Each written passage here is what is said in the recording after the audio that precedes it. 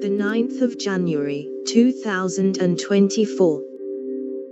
Fed rate cuts come too late to avert a fresh wave of U.S. bank failures. It's a train wreck in slow motion. Further stress in commercial property values could push another tier of lenders over the edge, leading finance experts warn.